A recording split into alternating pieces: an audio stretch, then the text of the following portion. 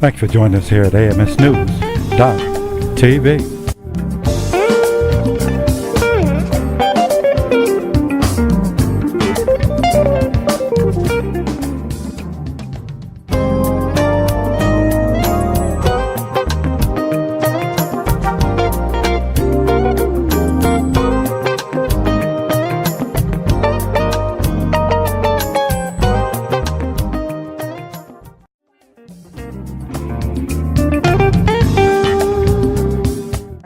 We're back now for another segment here with on the Moose Sports Show live on AMSnews.TV. I'm here with Miss Lisa, getting it in, doing what we do, talking sports.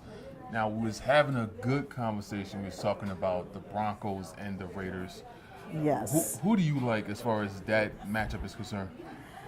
Right now, based on what I saw in week one against the Rams, I'm picking the Broncos because I don't think that at this point in time, the Raiders offense is gelled enough to overcome that Denver defense. The Raiders defense to me is just atrocious right now in the way how they're doing things with Amari Cooper, because he was open so many times in that Rams game, right, and he was targeted one time, maybe right, once or twice, and that's unacceptable, especially for an elite wide receiver, of that caliber. So yeah, I would definitely, go with the Broncos on that I one. just don't think they're there yet. They've got Cooper, they've got Jordy Nelson, who's still a very good receiver, but I just don't see them taking full advantage of what they've got.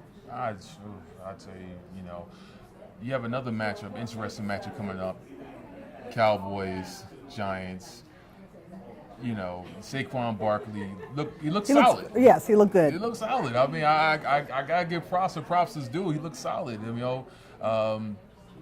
What scares me with the Giants is that offensive line. Eric Flowers, I'm sorry, I have no confidence in him whatsoever. I really don't. Right. And the thing about it is that they want to blame Eli. A lot of times. That's not all Eli. It really isn't. It's not all Eli. It really is not. You gotta, that left side has to be protected. It right. really does. And the fact is that, now you have a good running back in Saquon and Barkley. So that line has to do better. Right. It has to. But even with that, even with the deficiencies in the Giants offense, I'll still take the Giants over the Cowboys. Just because I'm a Cowboys hater, I'm just going to go with the Giants, period. I'm sorry, I cannot. But in fairness to the Cowboys, what's your assessment of the Cowboys defense? I like the line. I can't rely on their linebackers like Sean Lee, because every time I rely on their linebackers, Sean Lee, it's like he'll do good the first 3 games of the season, right, and then you won't see him for the rest of the season. It's the inconsistency that's killing them. Yeah, pretty much. And my thing is with the Cowboys is that you're relying on Dak Prescott and Zeke Elliott. Come on, seriously. No, you can't just rely on just those two. You got to have some type of receiving core, and they only have Cole Beasley. Right. You let go of Dez Bryant. I mean, he really wasn't that bad of a distraction. Right. I mean, they're trying to put the ball in Dak's hand. Okay, cool, but come on, he needs work. He needs help. Right.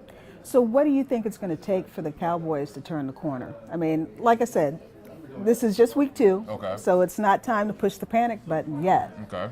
But what should we hope to expect to see around week 5? Change the whole damn team.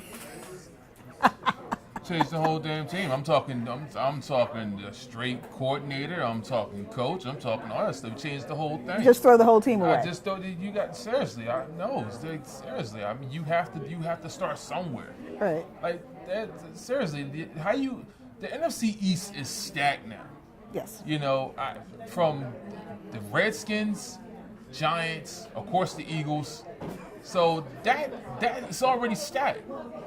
You have to do something to get yourself up there to make sure that you must say, okay, we can at least make playoff contention. Right.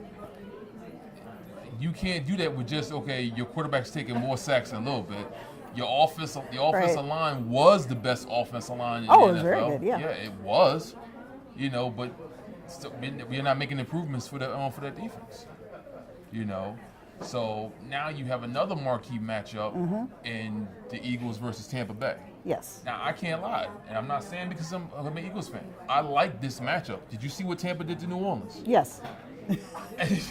Did you see what And Tampa did in New Orleans? And I'm thinking, okay, wait, am I misunderstanding? Maybe I'm not seeing this correctly. I thought really, I'm like, okay, New Orleans, okay, you wake up, right? I was waiting for them to wake up. I mean, they came back, but I was really pleasantly surprised at what I saw out of Tampa Bay. When I seen Ryan Fitzpatrick throw for over 400 yards, I was like, Jameis Winston who? Right, but you know the deal with Ryan Fitzpatrick. You can't get too hyped off of 1 week's worth of performance. Yeah. He will adjust, and our expectations will adjust, and he'll come back down to earth. And But see, here's the thing though, with Ryan Fitzpatrick though, I mean, look at the teams that he was with. Right. See, now you have the Bucks. They have elite receivers. You Yeah. have Mike Evans. You have Deshaun Jackson. Right. They have a fair tight end. yeah, So, and they have a okay running game. So, but is that more of a function of how good the overall offensive unit is, or how good Fitzpatrick is? it's all about their system. Okay. It's about their system. But see, now they face the trash defense in New Orleans. The New Orleans defense is trash.